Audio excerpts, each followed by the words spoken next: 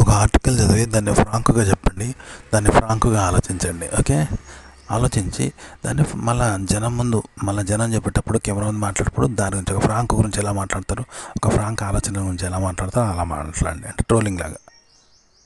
ఒక సినిమాలో పాటకు స్టెప్స్ ఎలా ఉంటాయో తెలుసు కదా, చూసి మళ్ళీ ఇంటికి వచ్చేస్తాం.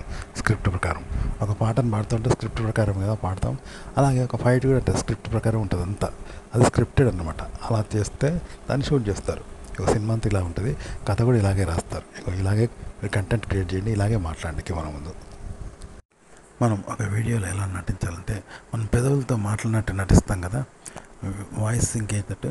అలాగే హావభావాలు, ఫేస్ ఫీలింగ్స్, కళ్ళు, లిప్స్, ఫేసు, బాడీ, చేతులు ఇవన్నీ కూడా, మనసు, ఆలోచన కూడా నటించాలి అలాగే పెదవుల్లాగానే. అలా చేసిన తర్వాత వాయిస్ ఓవర్ ఇస్తే సేమ్ రియల్గా చేసినట్టే ఉంటుంది. కానీ ఎంత మాత్రం రియాలిటీగా చేయొద్దు.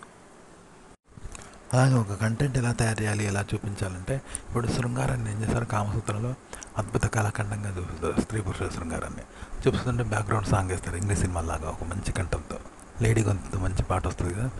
అలాగే మనం ఇప్పుడు ఒక రేప్ను కూడా ఒక అద్భుత కళాఖండంగా, వాడు రేప్ చేస్తుంటే ఆమె రేప్ చేయబడుతున్నట్టు, దాని మీద బ్యాక్గ్రౌండ్ ఒక మంచి సాంగ్ వేస్తేట్లుంటుంది.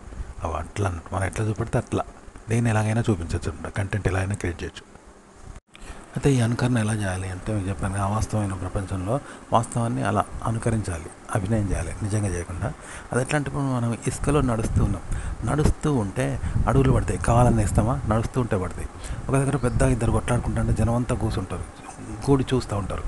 వాళ్ళు ఏమన్నా ఫోకస్ కావాలని చూస్తారా, చూడరు కదా. అక్కడ కొట్లాడుకుంటున్న జనమే ఫోకస్ అవుతారు కదా, కానీ అక్కడ చూస్తున్న జనం కావాలని కారు, అది ఎవరు గుర్తించరు కదా. ఇట్లా అంట అభినయం ఇలా చేయాలన్నమాట.